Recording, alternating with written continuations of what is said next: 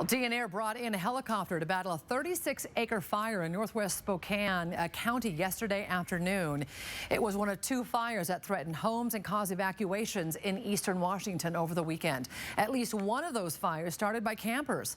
And KXLY4's Aaron Luna with how this kicks off an early fire season. Aaron?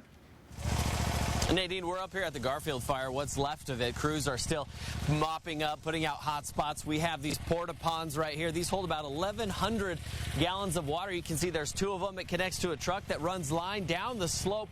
This was a fire that was on a very steep area, fueled by a lot of wind. Fuels are drying out, and the fire season is coming early.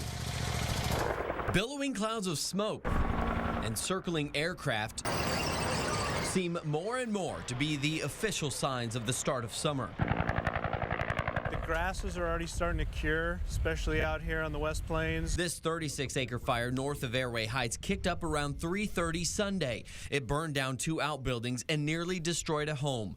Residents in the area were told to get out. Airway Heights, we're at a level 3 evacuation and get out. At the same time, concert goers at the popular Sasquatch Festival in George, Washington, watched as smoke plumes flared up 3 miles away. So everyone got a little bit worried. The Sunland fire burned 600 acres of sage and grass. The cause of the fire, campers celebrating the holiday weekend. I think we're in for a long fire season already. Spokane Valley, the city of Spokane, and Spokane County Fire District 8. Everybody got some water? Yes, sir. Just finished up a wildland firefighter training academy in Valley Ford. Chances are looking good they'll put those skills to use sooner rather than later. We've already doubled as many fires we had last year at this time. So although the prediction is supposed to be a normal fire season, I believe it's going to be another busy fire season. Thankfully, the fires didn't cause any injuries. They did, however, make for a stark reminder.